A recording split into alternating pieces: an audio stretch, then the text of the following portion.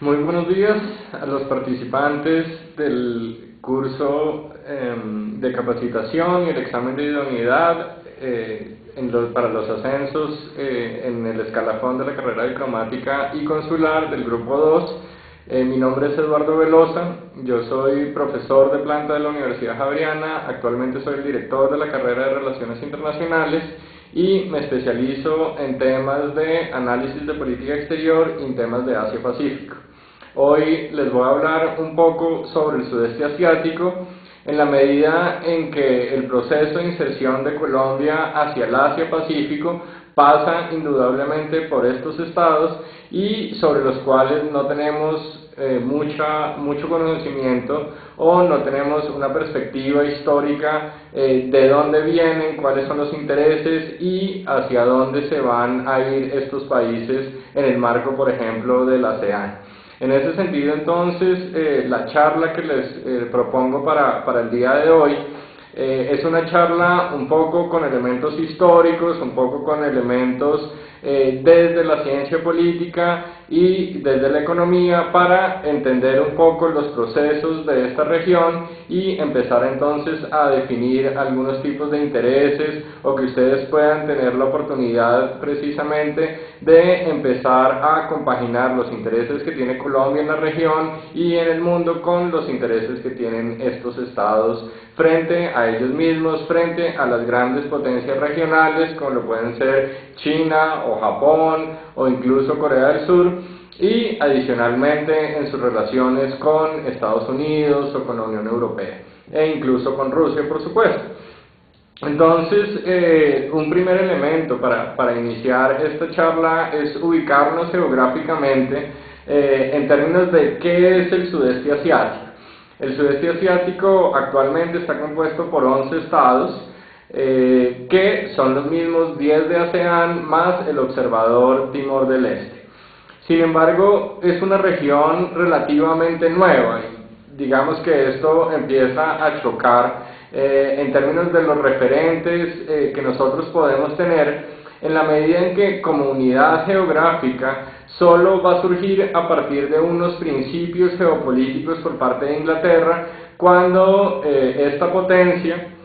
logra armar una armada o un grupo de la armada que va a tener como nombre o va a tener su posicionamiento en esta región. Ahí es cuando empezamos nosotros a entender a finales del siglo XIX y comienzos del XX una perspectiva regional sobre el sudeste asiático y no simplemente una parte del Asia, del este del Asia con alguna costa o con costas sobre el Pacífico sin ningún tipo de relación o unidad. Y esto es muy importante en la medida en que cada uno de los 11 estados que hoy componen la región pues tienen historias diferentes, historias similares, tienen culturas también distintas, en algunos elementos por supuesto se tocan, pero digamos que es una región completamente distinta como podríamos configurar de pronto, al menos en los imaginarios, a Sudamérica o América Latina en términos generales. En ese sentido, entonces, uno de los primeros elementos desde el punto de vista geográfico es precisamente reconocer que si bien están atados a todos los procesos del este de Asia, no persiguen los mismos intereses o no persiguen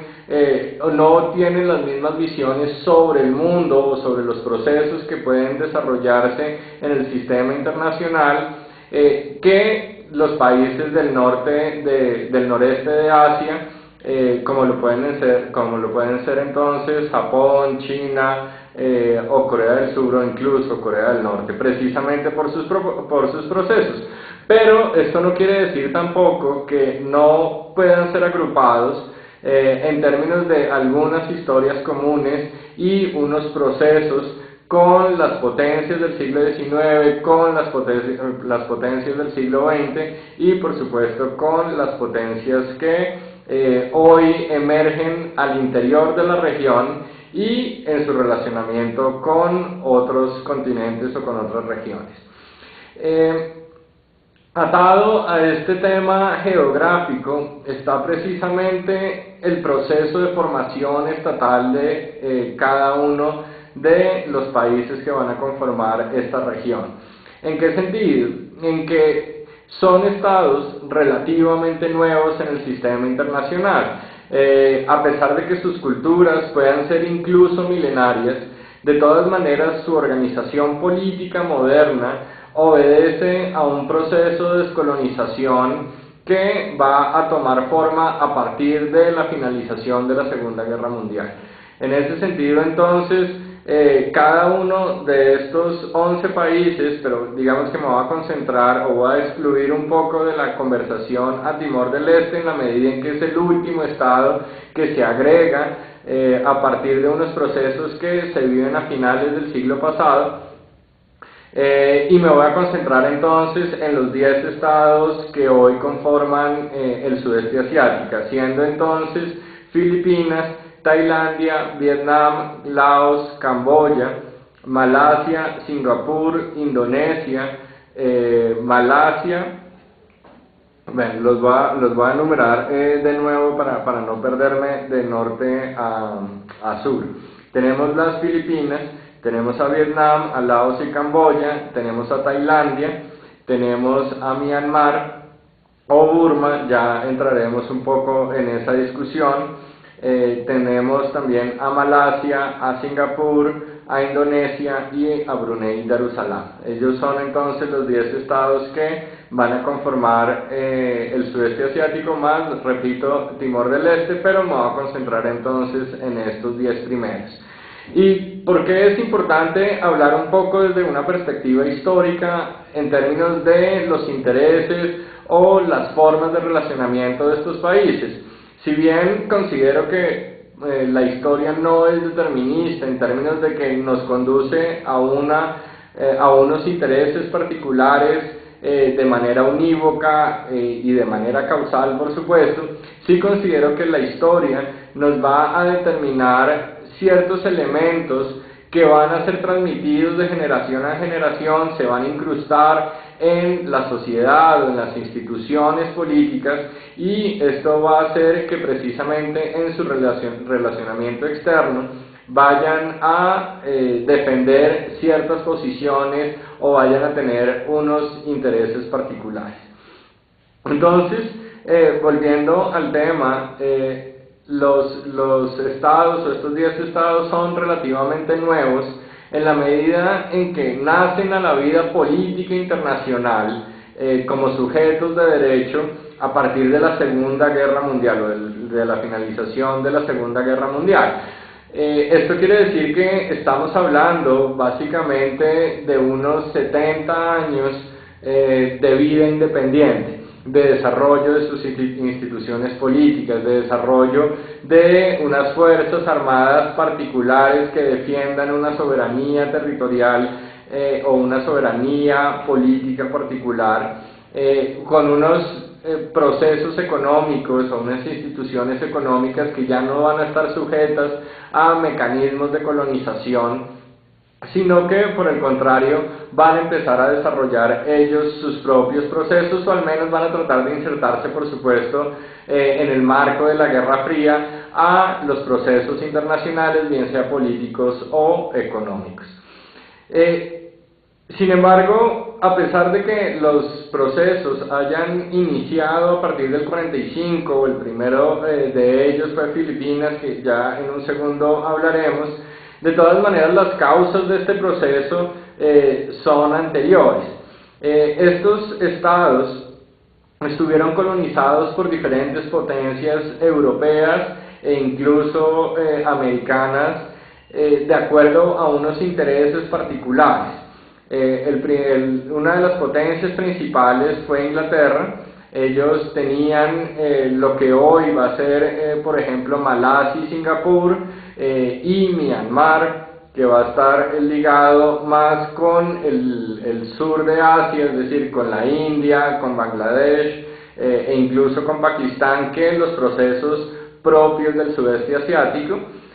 Francia va a tener, digamos que la joya de la corona en el Asia para Francia era Vietnam, pero también tenían a Laos y Camboya. Estados Unidos había ocupado las Filipinas desde 1898, cuando le gana la guerra a España.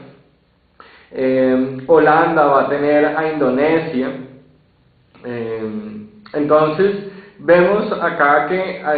esta zona durante la segunda mitad del siglo XIX fue muy apetecida por estas potencias, sobre todo porque les daba una posición geoestratégica y geoeconómica importante. Por un lado, en su relación con el mercado chino, que había sido como el gran atractivo y que hoy de alguna manera vuelve a serlo, pero que en el siglo XIX era muy importante, hasta el punto que pues Inglaterra inicia los procesos de conquista o de invasión y de cercenamiento del territorio chino a partir de la Primera Guerra del Opio.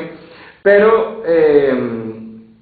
digamos que estos países del sudeste asiático proveían materias primas, bien sea para el comercio con China o al menos un punto de parada para el comercio con China, o estos recursos naturales se iban a alimentar los procesos industriales en Europa. De hecho, es importante, por ejemplo, ver qué tan importantes eran ellos, y creo que un caso es ilustrativo de esto, y es el caso de Malasia, en la medida en que la explotación del caucho, por ejemplo, hacía que Inglaterra tuviera una gran cantidad de recursos, incluso superiores a lo que ellos